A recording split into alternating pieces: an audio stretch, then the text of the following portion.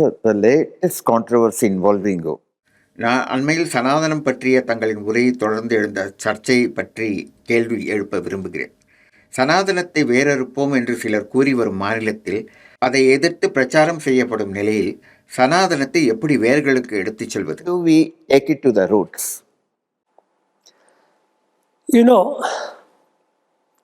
உங்களுக்கு தெரியும், நம் மாநில மக்கள் ஆழமான சனாதன சிந்தனைகளில் திளைத்தவர்கள் என்று நான் உறுதியாக நம்புகிறேன். நாம் இது குறித்து தெளிவுடன் இருக்க வேண்டும். காரணம், சனாதன தர்மத்தை பற்றி துஷ்பிரச்சாரங்கள் செய்யப்பட்டு வருகின்றன. இது குறித்து நான் இன்றல்ல, தொடக்கத்திலிருந்தே பேசி வருகிறேன். காரணம், நமது நாட்டின் அடித்தளமே சனாதனம்தான். நமது சமூகத்தின் அடித்தளம் அதுதான். நமது நாகரிகத்தின் அடிப்படை மதிப்பு சனாதனம்தான். சனாதன தர்மம் என்பது என்ன? உங்களுக்கு தெரியும், வேத காலத்தில் நமக்காக ஒரு அறிவு வெளிப்பட்டது. அதன்படி கல்வி, தனிப்பட்ட மொத்தமான சமூக மற்றும் சிந்தனை, மிகப்பெரிய மனித பெருங்குடும்பத்துடன் கூடிய செடி கொடி விலங்கு அனைத்தும் படைக்கப்பட்டது. நாமெல்லாம் ஒருங்கிணைந்த தொடர்புடையவர்கள். ஒவ்வொருவரும் தெய்வீகத்தின் வெளிப்பாடுதான்.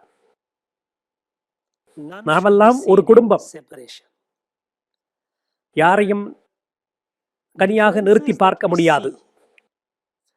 நமக்குள்ள பேதங்கள் வெளிப்படையாக தெரிபவை. அவை பலதரப்பட்ட வெளிப்பாடுகள். ஒரே பரம்பொருளின் பலதரப்பட்ட வெளிப்பாடுகள்.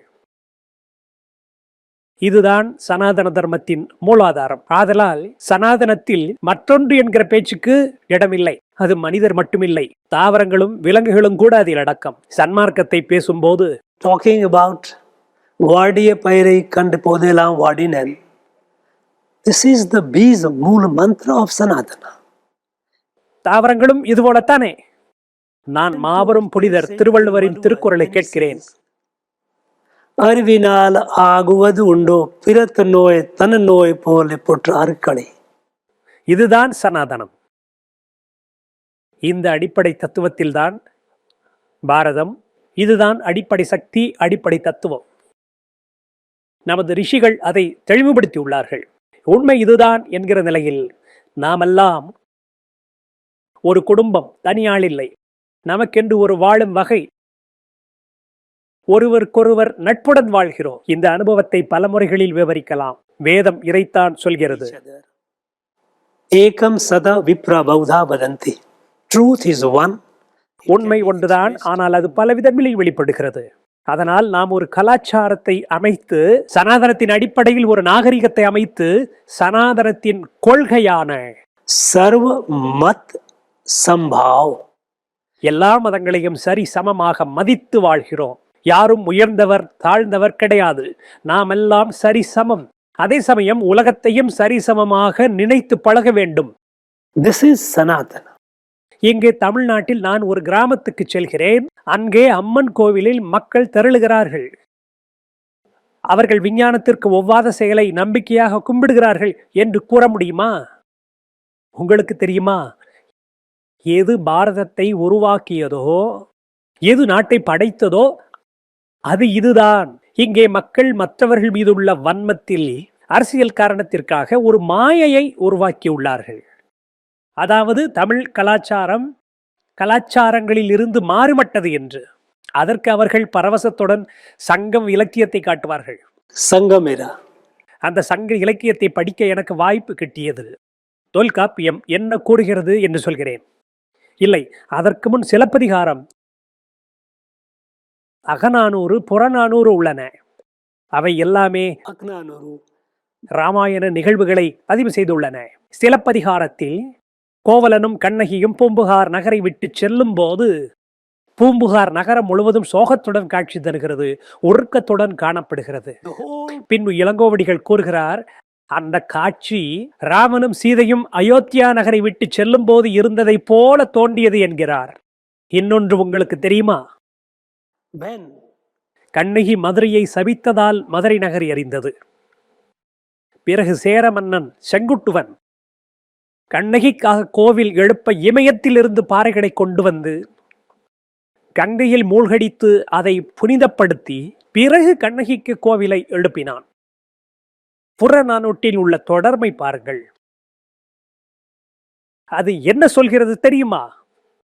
புறநானூறு எழுதிய புலவர்களில் ஒருவருக்கு மன்னர் நிறைய பொன் ஆபரணங்களை அளிக்கிறார். ஆனால் புலவர் அவற்றை ஏற்க மறுத்து விடுகிறார். ஆனால் புலவரின் குடும்பத்தினர் பேராசையுடன் அவற்றை வாங்கி அடிந்து கொள்கிறார்கள். புறநானூறு இதை எப்படி வர்ணிக்கிறது தெரியுமா? ராவணன் கவர்ந்து செல்லும் போது சீதா கழட்டி வீசிய ஆபரணங்களை அவற்றை பொறுக்கி எடுத்த வானரங்கள் அதை அணிந்தது போல இருந்தது என்கிறது. ராமாயண குறிப்பை இங்கே பாருங்கள். அதேபோல் அகநானூற்றில் ராமாயண குறிப்பை பாருங்கள். ஸ்ரீராமர் ராமேஸ்வரம் கடற்கரையில் ராம சேது கட்டப்படும் போது Recite. வேதம் உச்சரித்துக் கொண்டிருக்கிறார். அவர் வேத மந்திரங்களை உச்சரிக்கும் போதெல்லாம் Sri Ram.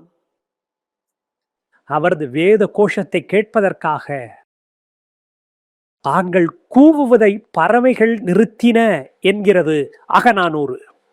தமிழ் இலக்கணத்திற்கு தொல்காப்பியம்தான். தொல்காப்பியர் அதை படைத்ததும் The whole book அதனை பாண்டிய சபையில் இருந்த to the Pandyan ஆச்சாரியாருக்கு அளித்தார். Darbar.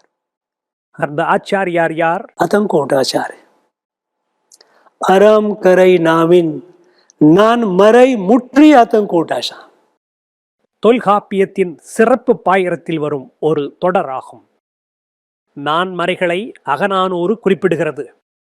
இவையெல்லாம் சனாதனத்தின் வேர்கள். அரசியல் காரணங்களுக்காக நீங்கள் கோஷம் எழுப்பினாலும், சனாதனத்தை டெங்கு மலேரியா போல் விரட்டுவோம் என்று சொன்னாலும் அவையெல்லாம் நடக்கப் போவதில்லை. தமிழர்கள் சனாதனத்தில் ஆழ்ந்த பற்று உடையவர்கள். உங்களுக்கு தெரியும், அவர்கள் ஒரு புகைத்திரையை ஏற்படுத்தியுள்ளார்கள். அது நிலைக்காது. அவர்கள் என்ன வேண்டுமானாலும் பேசலாம். ஆனால் உண்மை என்னவென்றால், உண்மை தொடர்ந்து வெளிப்பட்டு கொண்டே இருக்கும். காரணம், உண்மை அழிவில்லாதது. சனாதன தர்மம் என்பது அனைவரையும் உடனிட்டுச் செல்வது. அதை வேறொருப்போம் என்று சொல்பவர்கள் கூட அதில் ஒரு அங்கம்தான். Not ours. நான் ஒரு சனாதனத்தில் நம்பிக்கை உள்ளவனாக வேறொருப்போம் என்று சொல்பவர்களை வேறாக பார்க்க முடியாது. அப்படி கருதினால் அது சனாதனத்தின் அடிப்படைக்கு விரோதமாகும். ஆக சனாதனம் என்பது பிரபஞ்சத்தின் தத்துவம். அது என்றும் நிலைத்திருக்கும். அது குறித்து எனக்கு ஐயமில்லை. மேலும் தமிழ் மக்கள் சனாதனத்தில் உள்ள தங்கள் நம்பிக்கையை மென்மேலும் வெளிப்படுத்திக் கொண்டிருக்கிறார்கள்.